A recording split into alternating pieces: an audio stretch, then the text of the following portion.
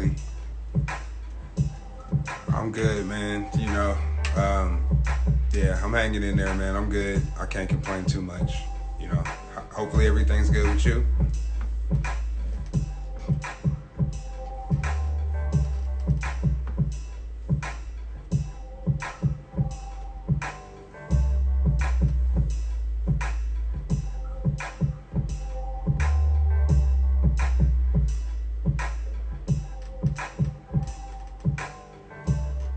Let me see if this fool figured it out, man. Hold on.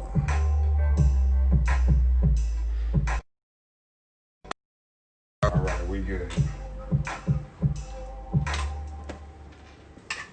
All right. I'd like to welcome everybody to episode 28 of Chop 15 with Jay Walker. Hope everybody is having a good day, week so far. Whatever. Hanging in there, man. Trying to stay productive amongst life and shit. But it's not about me tonight. It's about my boy. Known this dude since I was in the 7th grade. We go back a long way. He is literally one of the best artists I've ever met in my life.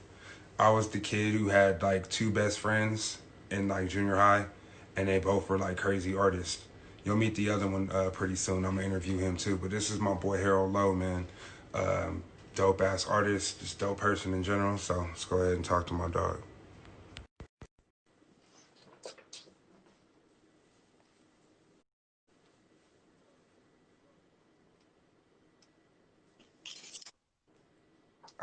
What's What's up, good, bro? man? Oh man, man, it's good to see you. How you doing? I mean, now I have to live up to that great introduction. You know what I mean? That's just real, bro. It wasn't Yeah, nothing, man. nothing crazy. It's just real. Appreciate it. Yeah, how you doing? I'm doing all right, man. Just trying to stay focused, trying to stay positive, and trying to find my way through the madness.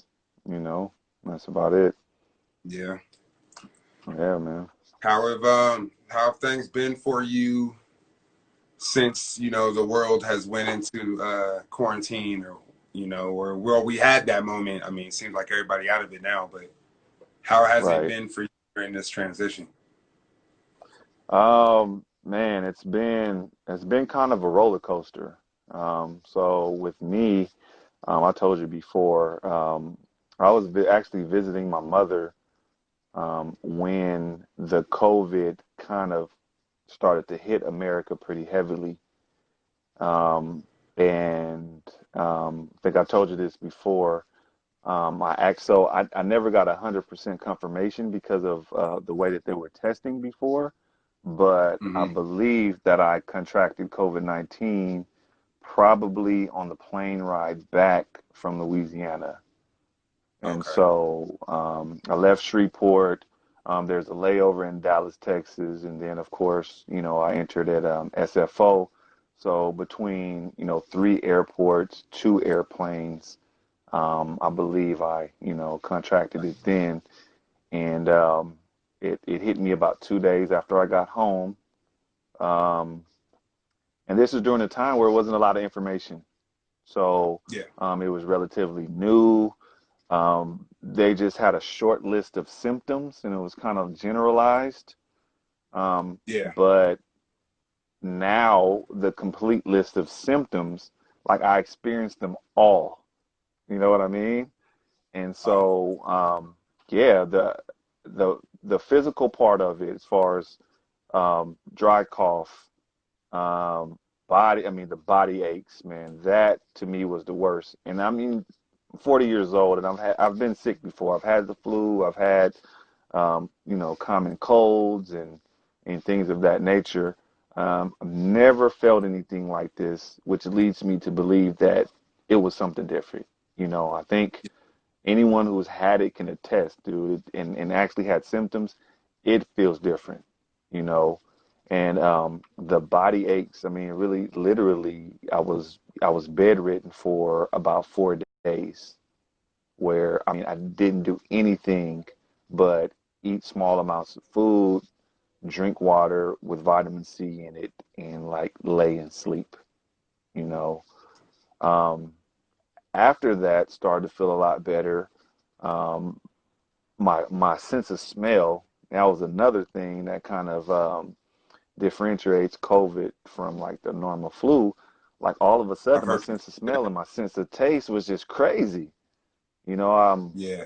I drink apple cider vinegar in the mornings, and I drink lemon juice, and all of a sudden, like it just everything tasted so weird, and everything smelled so weird. So, that was Hmm. another symptom that I wasn't aware of, but I became aware maybe a couple of days after I started to, feel that. And I was like, oh, okay, well, maybe this is what I really have. And then for the last couple of days, um, cold sweats, the chills, fever. So it was kind of like off and on. I'd have like a super fever one day, then I'd have like the super chills the next day. And that was kind of off and on for about 3 days. And then for Crazy. the last 2 days, I had a little bit of shortness of breath. I'd walk down to the grocery store, and I noticed walking back up that I was a little short of breath. And even in the shower, with the hot water and the humidity, I was breathing a little Hmm. heavy. But that was pretty short lived. And that was towards the end. And so the biggest part of that experience for me was the psychological part of it, of not knowing what's going on and watching the news and seeing the media basically like giving people a death sentence if they were to get COVID-19. And At first, so, that's what everybody was it, doing. Yeah. exactly. And so, thinking like, man, am I, and at no time did I feel like I was in any mortal danger physically. I didn't feel like I was going to die or anything. Like, it was uncomfortable, and I wouldn't want anybody to go through it, and I wouldn't want to go through it again. But at no time did I feel like I was in mortal danger. But like I said, the psychological part of it, of not really knowing what's going on and experiencing something that's new to everybody, that was Yeah. probably the most challenging part. Yeah. Yeah, man. Well, it's crazy since the last time I talked to you. I talked to my father on Sunday, and my father has COVID now. Are you serious? Yeah. And he actually went to the hospital last night. When I talked to him on Sunday, he was good. And he was just like, he was feeling some symptoms. He had like the dry cough. He had he had like not no shortness of breath or anything. He just had like a fever, like a dry cough. And he said he was feeling okay, like not too bad. Well, then the next Right. day he started having shortness of breath. And so Mm. that he went to the hospital, and he's in the hospital now on oxygen. And thank you. And and they're saying he could have pneumonia too, but they don't know yet. So he does have an underlying health condition. So like we were always worried that he was going to contract it, especially from where he works. But yeah, man, the shit is real. They said that Uh, it was gonna hit everybody real close. Like you were gonna know somebody. yeah. If you didn't get it, you were gonna know somebody. And now Right. it's Right. it's on my doorstep too, man. So yeah, it's Yeah. crazy. It's really crazy, And especially right now. I just talked to you about a week ago, right? Is Yeah, that about a week ago? yeah, Yeah. Wow. Wow. yeah, Yeah. man. So Damn. it's just crazy What how does he do quick, for a living? like, huh? What does he do for a living? Where does he work? He works at San Quentin. Ah, Yeah. wow. So Wow. yeah, Yeah. so there, and I just read something about the conditions there are fucking horrible. Yeah. And like prisoners don't even want to say when they're sick, because if they do, they're gonna get sent to the hole. And Right. that's fucking worse than being in your cell. So he contracted it there, and Yeah. brought it Yeah. home. My stepmom has it, and my brother might have it, but he doesn't know yet. He's getting tested, I think, tomorrow. So yeah, Right. it's Wow. Man, I'm sorry to hear that, man. It's You yeah, it's know. crazy. It's Yeah. crazy. Like I didn't think it was gonna, I didn't. I mean, you didn't. I didn't think it was over, but I thought my family was good at least, but You never know. That's the thing. Like, so everybody's thinking this shit is Yeah, over, and it's not over. yeah, it's not over, man. And what I see, it's two groups of people, right? It's people like you and me who either like had it or knows somebody close that either had it or has it, Hmm. and there are people who are just like seeing it. And it's very easy when you haven't experienced it, or if it's not close to home, it's very easy to minimize it and really not take Yeah. it seriously. You Yeah, know of what I course. mean? Yeah. Yeah. And so I think that is the most dangerous aspect of it, because if if you compare to the total number of people on the planet, or even, just say the United States, right? Or let's say California, right? It's about 40 million people in California. And Hmm. so the numbers of people who have reported that they have it is relatively low. So it's a lot of people out there who don't have it, or maybe they were asymptomatic and don't know anybody who's been through it. So it's Hmm. easy to minimize and take it for granted. And Yeah. when things start to open up, it's like, it's that kind of like out of sight, out of mind. Right. You don't think Right. about it. But I tell people all the time, man, even though I personally didn't feel like it was gonna like end in, like, it wasn't threatening my mortality. Hmm. I'm a young person. I'm a relatively healthy person. I have a strong immune system. I don't really have any underlying health conditions, and it hit me Hmm. pretty hard. you know. Yeah. And one of the things that I would tell my girlfriend is I'm worried about my family, man. You know, there are a lot of people in my family who have underlying health conditions. Yeah. Things like diabetes, things like asthma, things like maybe like my mother has ulcers, and my parents are older, you know. Hmm. Um, I'm actually, I feel like I'm fortunate and happy that it happened to me and none of them. Yeah. Yeah. You know what I mean? Because I Yeah. felt like, okay, I can handle this. I can take this. I don't know if my other family members can, and Yeah. that's the scary part. You know what I mean? Exactly. And so, yeah, man, I wasn't aware of that, man. I'm very sorry to hear that. You know, Yeah. Literally just the last couple of days, man. So, yeah, hopefully, as I said, the next couple of days are the critical days, apparently, so we're just hoping that, it doesn't get much worse than now, because if right, it's worse right, that's when there'll be issues. So I'm just, right, right, waiting for updates, and just trying not to think about it too much, but it's still there. So right, right. Yeah, man. So, man, besides all that craziness, then you got the craziness with, everything else going on with the protesting and the riots and the police Right, murders and all this stuff that's happening and these random hangings that are quote unquote suicides. Like, well, I mean, how do right. you think about all of, all what's been going on, the movement and everything? Man, it's of course I'm in Hayward, right? And my girlfriend lives in Oakland, and so we are really close to kind of the epicenter out here in the Bay Area.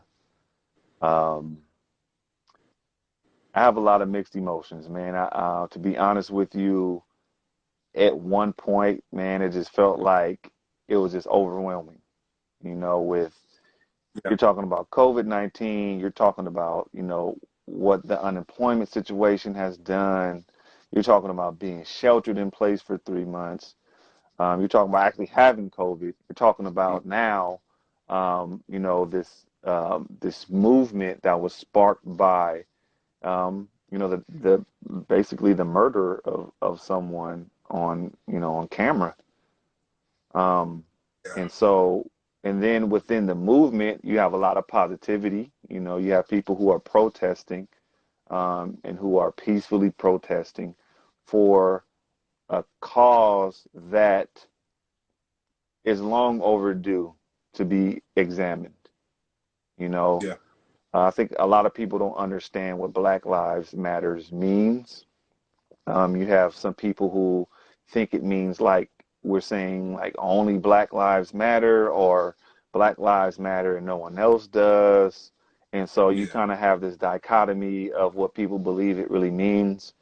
And, you know, as an African American man in America, I can honestly say that when I say Black Lives Matter and when we say Black Lives Matter, we just want to express how long we felt like that they don't matter, right? Thank And thank so, you know, if you take how you know, African Americans and African American males have been treated in America across history, even until now, you know, it's gotten to a point to where, yeah, we don't feel like things are fair. We don't feel like things are equal, and at times, you know, it seems like we're treated like our lives don't matter.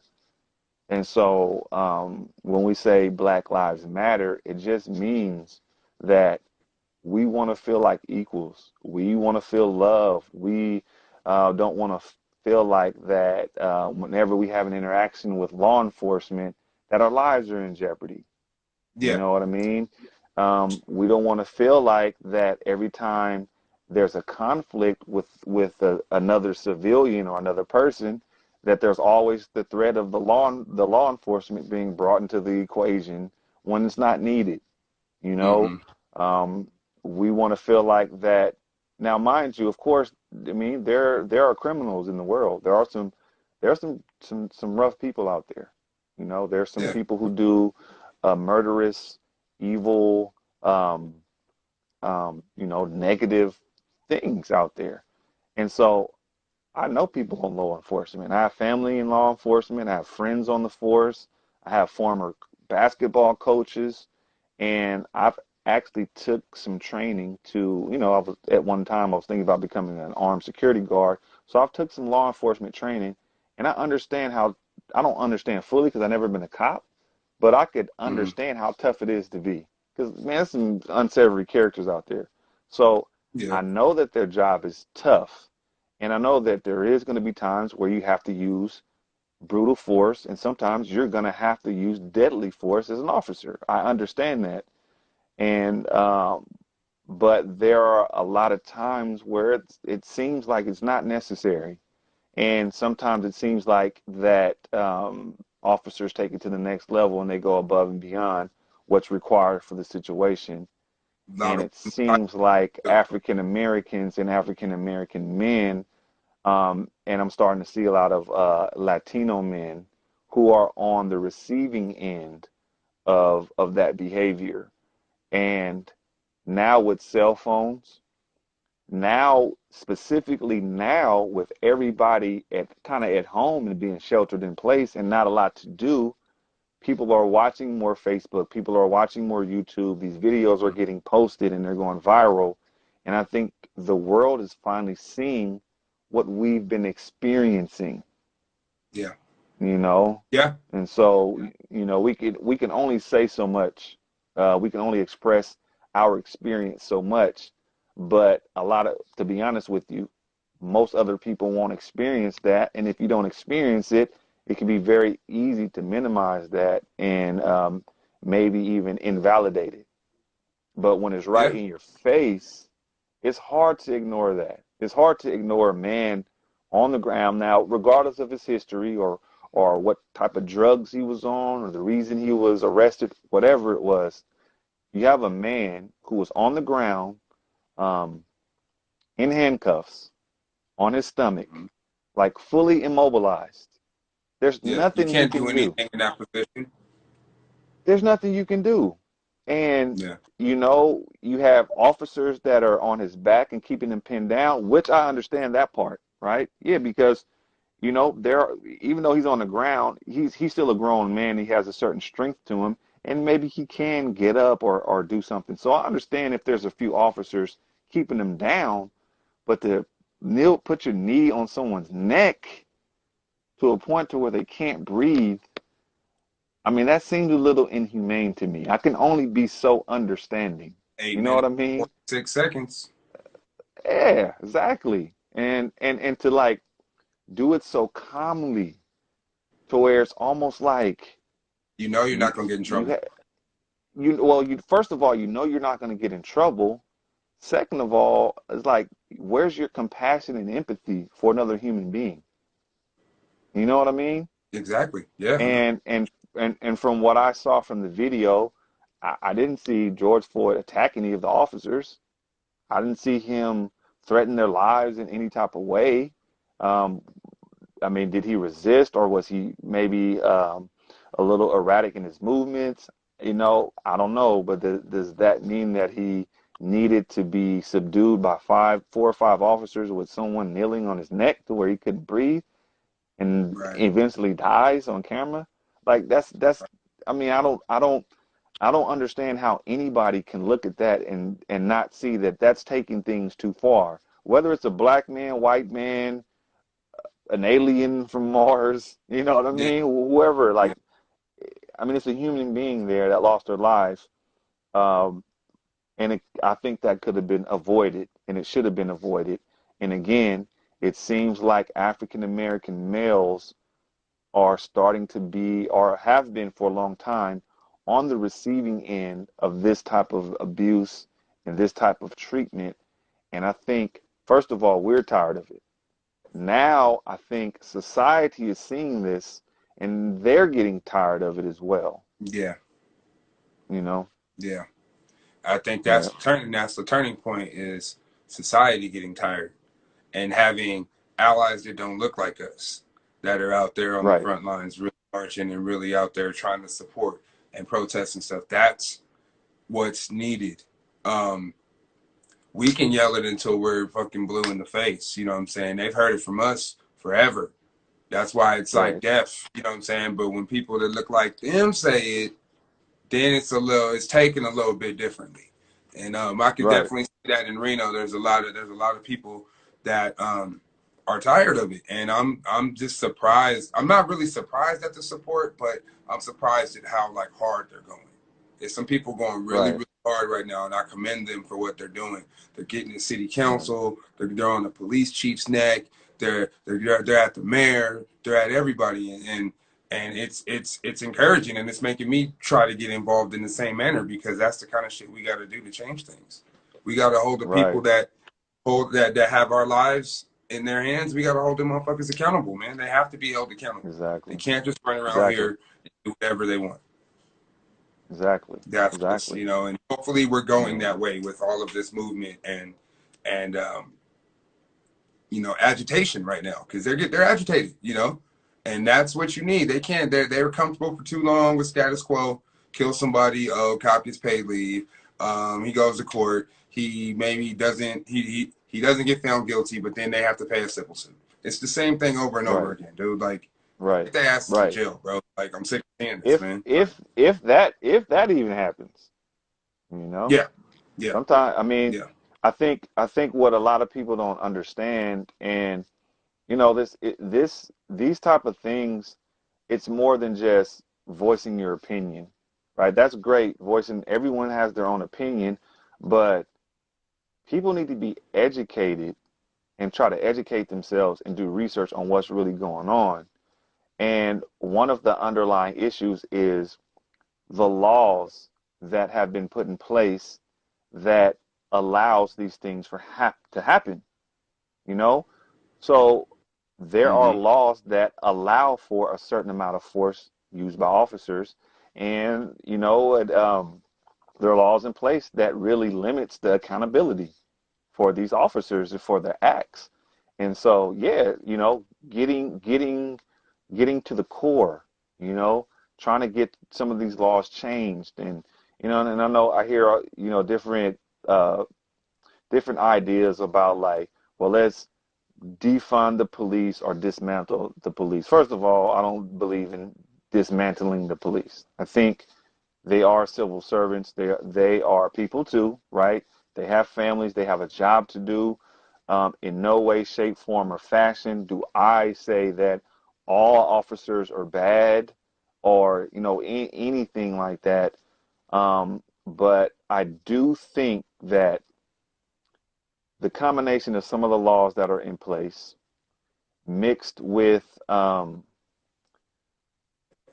kind of the situation that is placed upon an officer, it's like the environment.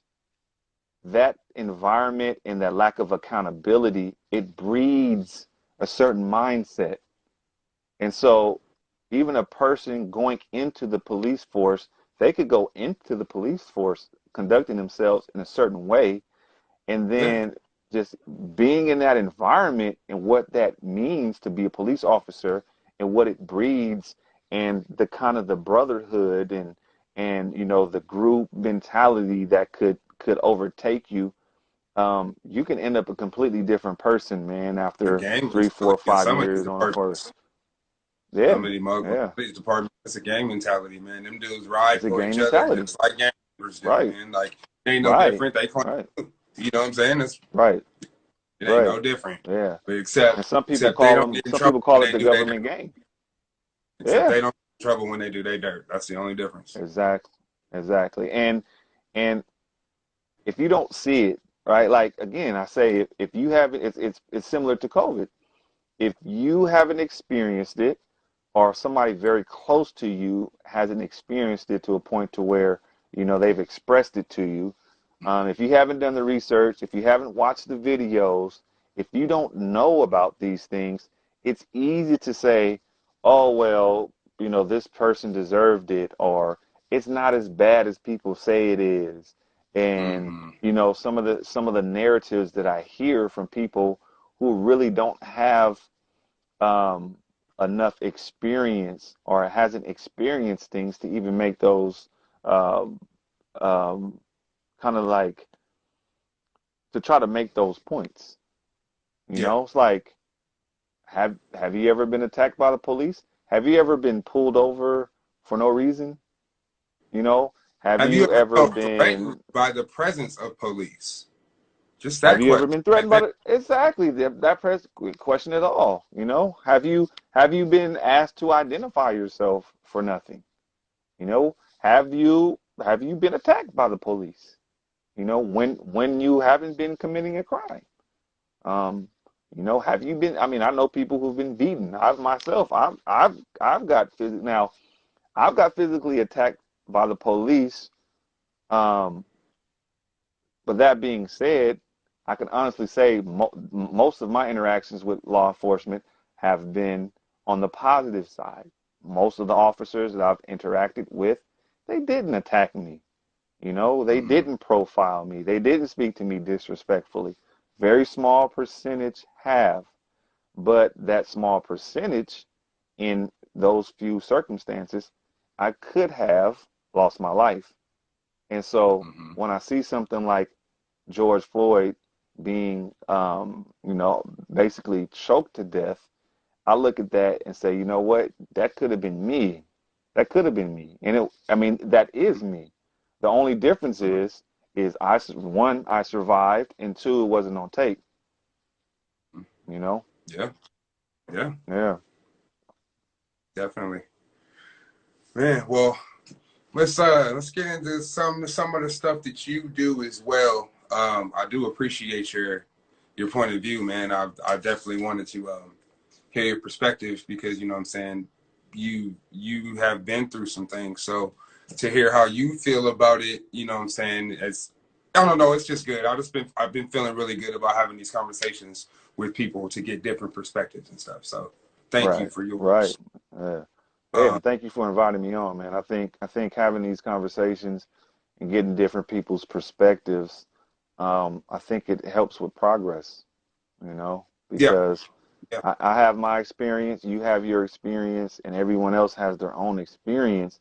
And I don't, I've known you since the seventh grade, but I don't know what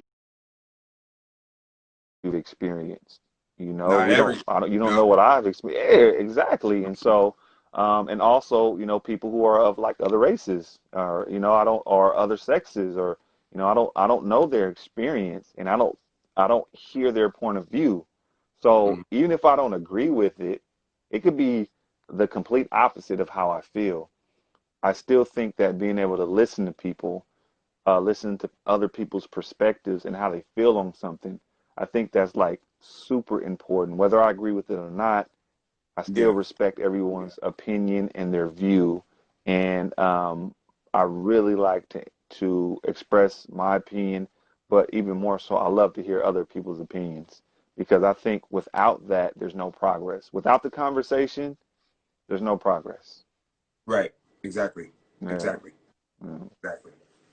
So you, like I said in the intro, you are one of the best artists that I've ever one of the people I've ever seen. Like just pick up pencil and be like, oh, I'm gonna draw that, and then draw it, Right, and it right. looks just Yeah. like it. When did that start? Man, I could honestly say the earliest years I remember drawing was probably when I was about 4 or 5. Hmm. I was one of those kids who, if we had different stations and say like kindergarten or first grade to choose from, you have the blocks over here and the puzzles and the games over here, and then you have the art supplies over there. I was Hmm. always either in one or two places. I was where the blocks where you can build and take things apart, or I was Hmm. where the art supplies were where you can draw and create. And Hmm. so, yeah, I really started to develop a love for drawing at a young age. I would say, 4 or 5, 6 years old. When was the first time you drew something and you were like, damn, I'm good? When did that happen? Oh man, I And want what to was it? say so. One of the one of the earliest memories I had of like looking at something that I drew and kind of being in awe of it myself was when I believe I was in the 5th grade, and our teacher had us draw a scene. We were reading a book about forest fires. I can't remember the name of the book, but our teachers wanted us to draw a scene, that we envisioned from reading this book. And I remember, drawing like the trees in the background. It was like a lake or a river, and there were people and animals that had gotten to the water to help shield themselves from the fire. And I remember it was one of the first times where I added color and I did some cutouts to try to make it more 3D. And I remember just kind of looking at that when I was done and thinking in my mind like, whoa, like I created this, I did this. Mm-hmm. And my teacher was blown away. I still remember her name. Her name was Miss Riley. She was one of my favorite teachers in elementary school. And I think she asked me if like she could keep it to like show other Oh wow. classmates and show other classes, and like I really remember that vividly. And so yeah, that was the first time I was like, you know what? I might be okay at this. So I know you told me recently that you've got. I know you kind of go off and on with your creativeness because I mean it's all about the passion. Like if you're not feeling it, you're not feeling it. But Right, you've told me right. recently that you've gotten back into it a little bit more. What talk about that a little bit? Yeah, I mean, so for me personally, like I started off drawing, but I just love creating in general. So Mm-hmm. like sometimes I'm in the mood to draw, sometimes I'm in the mood to paint, sometimes I'm in the mood to create music and sounds. Mm-hmm. Sometimes I'm in the mood to, uh, shoot some photos, do photography or videography. And so I kind of cycle through those. And as of lately, with having so much time with what's going on with COVID, I just kind of got re-inspired to draw again. And Mm-hmm. so, I broke out the supplies and did a couple of pieces for a couple of people.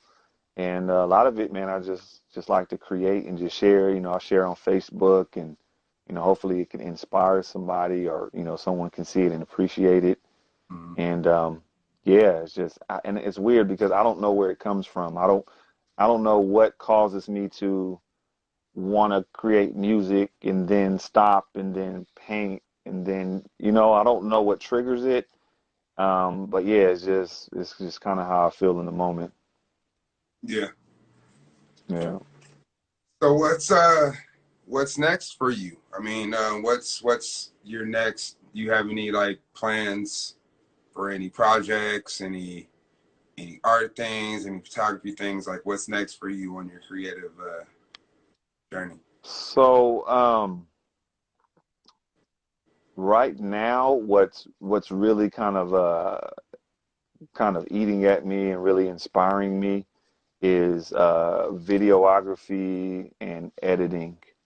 And Mm-hmm. so I really want to get into creating content, and I want to invest in a nice camera, my tripods, and some lenses, and really get into creating video and telling stories and communicating through videography. Mm-hmm. And of course, me and you share, we actually have something very near and dear to both of our hearts that we share, which is, music, Mm-hmm. creating beats. One of the things that I've always loved as far as music is like creating soundtracks for like film and video. And Mm-hmm. so to kind of mesh the videography with my love for sound, that's kind of the next frontier for me. Well, they go hand in hand, so it makes perfect sense, Absolutely, absolutely. Well, man, brother, I ain't gonna keep you too much longer, man. So, shit, thank you for your time, man. I appreciate getting to talk to you. Sometimes we go through times where we don't talk all the time, but it nothing ever changes, man. We can get back on the phone and talk like we fucking 13 again. You know what I'm saying? Absolutely, So, man. Absolutely. Yeah, yeah, yeah. man, uh, Definitely. well, shit, take care of yourself, man, and stay safe out there in the streets, man, because it's crazy out here right now. So take Yeah, your man. precautions and be Yeah. safe, man. I mean, yeah, you know what it is. Yeah, you too, man. Shit, I appreciate you considering me and thinking about me, for this time, man, and this interview. And yeah, man, my thoughts and my prayers go out to your father, and his partner and your brother. And yeah, man, so I'm gonna be praying for them. And as always, man, it's always good to talk to you, man. Anytime. Yeah, man. Tell Yep. moms and tell pops I said hello, man. I haven't seen them in a while, Yeah, man. for Hope sure. everything's good with them. Before I go, man, so I told you that my girlfriend has a house out in Sparks, and Yeah. so she's, her tenants recently moved out, so we will probably be coming out there in August. So, Mm-hmm. I know it's COVID, man, and I know it's social distancing, I but mean, we can man, sit, we we gotta, can social we gotta, distance, mask it yeah, up, we whatever, have to, yeah. And I told her about Christiane's potato salad. So Uh we gotta. You and that potato salad, bro. Oh man, I'm never gonna forget about that one, man. You know. But yeah, man, I told her that you guys are out there, so she's looking forward to meeting you, and I told her she's gonna love you guys. You guys are gonna love her, so looking forward to having a little powwow, man, when we come out there. Oh, definitely, man. Yeah, keep me posted. I'm here. I Absolutely, ain't going nowhere. I'm Abs- here. So yeah, man. Shit. Would love to absolutely. see y'all, man. Definitely. So just Uh, let me know. yeah, for real, man. For real. When you interviewing Jay? Shit. Like I want to say a couple weeks. Let me check my schedule real quick. He's the 6th of July. Okay, okay. 6th of July. Yeah, Yeah. man. Yeah, You get man. a He jumped on chance, board man. I quick. know. Super quick. I, He was like, "Yeah, hell yeah, let's do it." So yeah, that's Well, gonna you be you good. I know want to he's talk you to him know he's about. ready to talk. You know what I mean? Like, Yeah. yeah, he's ready, man.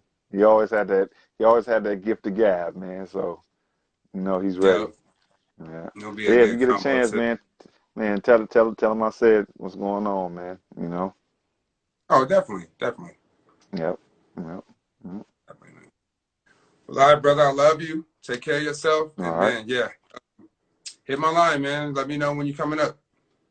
All good, man. Love you too, man. And yeah, this right here, whatever this what you're doing, I think it's super important, man. So keep it up. Hopefully more people can figure out a way to communicate and express their ideas and get these types of conversations happening because 3 months in the house, man, is without much social contact, it Yeah, feels good. You know what I mean? yeah, Feels good, man. yeah. Yep. That was the whole Yep. point, man. So yeah, thank you. I appreciate that, man. Absolutely, man. All right. You have a good one, man. I love you. All right, brother. Love you too. All right, man. All right. I'd like to thank Harold for his time tonight, man. It was always good to catch up with him. He's one of my oldest friends, and shit, we go back to Hayward, man, junior high. So that's my guy. I want to thank all you guys for listening. I hope it helped you in some way.